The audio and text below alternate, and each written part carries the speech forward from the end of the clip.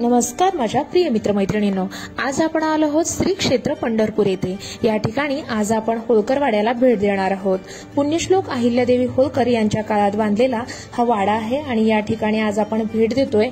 पंढरपुरामध्ये आपल्याला वेगवेगळे मठ वगैरे पाहायला मिळतात, त्याचबरोबर अलीकडच्या काळामध्ये भक्तनिवास देखील आपल्याला मोठ्या प्रमाणात दिसून येतात। परंतु पूर्वीच्या काळी लांब दूर गावावरून आलेल्या अनेक वारकऱ्यांना राहता यावं आणि त्यांची व्यवस्थित सोय व्हावी यासाठी पुण्यश्लोक अहिल्यादेवी होळकर यांच्या काळामध्ये हा होळकर वाडा जो आहे तो बांधण्यात आलेला आहे। आजही या ठिकाणी वर्षभर वेगवेगळे कार्यक्रम होत असतात। सर्वात महत्त्वाचा म्हणजे रामनवमीचा कार्यक्रम या ठिकाणी प्रामुख्याने पाहण्यासारखा असतो आणि सालाबादाप्रमाणे यंदाही या ठिकाणी त्या कार्यक्रमाचं आयोजन केलेलं होतं। आपण अहिल्यादेवी होळकर यांच्या जयंतीनिमित्त या वाड्याला खास अशी भेट देतोय। या ठिकाणी आदित्य फतेपूर यांच्याकडून आपण ह्या वाड्याविषयी जी आहे ती माहिती जाणून घेणार आहोत। हल्ली डेव्हलपमेंटच्या नावावरती जुन्या वास्तू ज्या आहेत त्या मोठ्या प्रमाणात पाडल्या जातात आणि त्या ठिकाणी नवीन प्रकारच्या वास्तू बनविण्यात येत असतात, परंतु असे काही वाडे वगैरे जे आहेत जे येणाऱ्या पिढीला आपला एक इतिहास आहे तो माहिती व्हावा यासाठी जतन करणं गरजेचं आहे। या ठिकाणी तुम्ही पाहू शकता खूप छान पद्धतीने आपल्याला समोरच अहिल्यादेवी होळकरांची जी मूर्ती आहे ती पाहता येते। त्याचबरोबर संस्थानाचं जे ट्रस्ट आहे त्याचं जे कार्यालय ऑफिस वगैरे जे आहे ते या ठिकाणी पाहता येते। प्रशस्त असा हा अहिल्यादेवी होळकरांच्या काळात बांधण्यात आलेला जो वाडा आहे तो आज आपण पाहतोय। खूप सुंदर अशी जुनी वास्तू आहे। या ठिकाणी आजही वर्षभर वेगवेगळ्या सणानिमित्त तसेच विविध असे दिवस असतात जे विशेष दिवस असतात, अशा वेळी या ठिकाणी कार्यक्रम घेतले जातात। रामनवमीचा जो कार्यक्रम आहे तो त्यापैकीच एक आहे आणि महत्त्वपूर्ण असा तो कार्यक्रम असतो। या ठिकाणी असलेल्या रामाच्या मूर्तीवरती सूर्याची किरणं पडतात। चंद्रभागेच्या तीरावर असलेला हा जो वाडा आहे ती एक सुंदर अशी वास्तू आहे। चंद्रभागा नदीला कितीही पूर आला, अगदी पाणी भरलं तरीही या वाड्यामध्ये कोणत्याही प्रकारचा धोका नसतो। पूर परिस्थितीत सुद्धा उत्तम असा असलेला हा वाडा संरक्षित वास्तू म्हणून आपण याच्याकडे पाहू शकतो।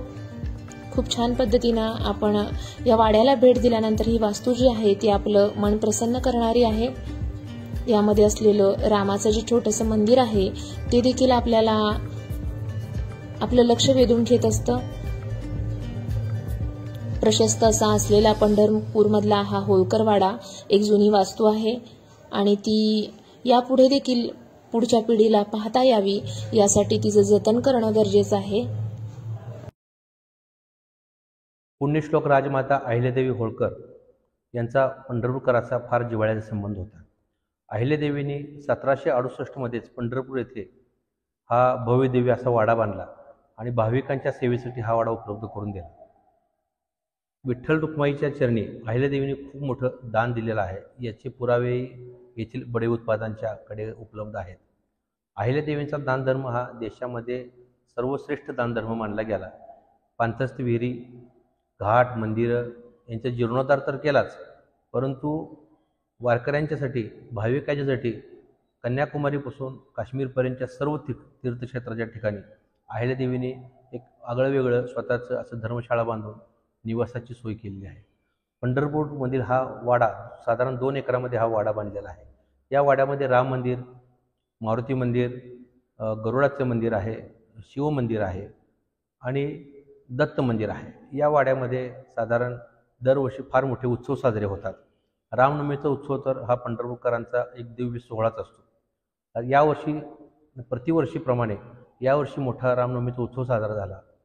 या उत्सवामध्ये रामनवमीच्या दिवशी श्रीरामाच्या चेहऱ्यावरती सूर्याचं उगवलेलं पहिलं सूर्यकिरण पडतं। हा अद्भुत सोहळा ह्या वाड्यामध्ये घडतो। हे हजारो पंढरपूरकर बघत असतात आणि ह्या वाड्याची वास्तुरचना करताना अशा प्रकारे केलेली आहे की गुढीपाडवा ते रामनवमी हा 9 दिवसाचा किरणोत्सव इथं होतो। हा वाडा सागवानी वाडा आहे। या वाड्यामध्ये अंडरग्राऊंड भुयारी गटर योजना अजून कार्यान्वित आहे। या वाड्यामध्ये नदीच्या किनारे असून सुद्धा या वाड्यामध्ये कोणत्याही प्रकारचं पुराचं पाणी येत नाही। म्हणजे वास्तुकलेचा एक उत्तम नमुना किंवा उत्तम उदाहरण म्हणून जर आपण ह्या बघितलं तर हा वाडा एक अद्भुत आहे। परंतु सध्या या पंढरपूरमध्ये जे कॉरिडॉरचं भूत सतावतं ह्या लोकांना, त्या बाधित प्रॉपर्टीमध्ये हा वाडासुद्धा दिसून येत आहे. या संदर्भात जिल्हाधिकारी महोदय यांनी आम्हाला तसं पत्रही दिलेलं आहे. त्या संदर्भात आम्ही हरकती सूचना जिल्हाधिकारी महोदय यांच्याकडे दिलेल्या आहे. या संदर्भात 2022 सालीच पुरातत्व विभागाने जिल्हाधिकारी यांना हे पत्र दिलेलं आहे. हा वाडा पुरातन वास्तू असून या वाड्याला कुठल्याही प्रकारचा धोका अथवा बाधित होऊ नये म्हणून, परंतु जिल्हाधिकारी किंवा महाड शासन या प्रकारचे प्रेशर करून हा वाडा ताब्यात घेऊन या वाड्यात जीर्णोद्धार करायला पाहिजे वास्तविक पाहता.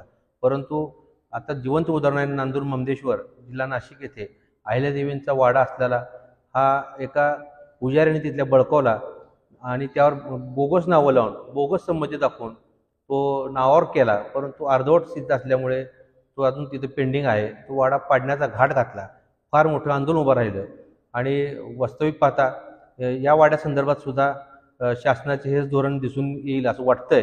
परंतु मेहरबान शासनाकडे असणारे आमचे यशवंतराव होळकर महाराज, अहिल्यादेवींचे माहेरगडी वंशज प्राध्यापक राम शिंदे साहेब, दत्तामा भरणे, बाबासाहेब देशमुख, उत्तम जानकर आदी पदाधिकारी याचा पाठपुरावा करीत असून या संदर्भात ते मुख्यमंत्री उपमुख्यमंत्री यांच्यावर चर्चा करून वाड्यासंदर्भात योग्य तो न्याय देतील असा मला विश्वास आहे.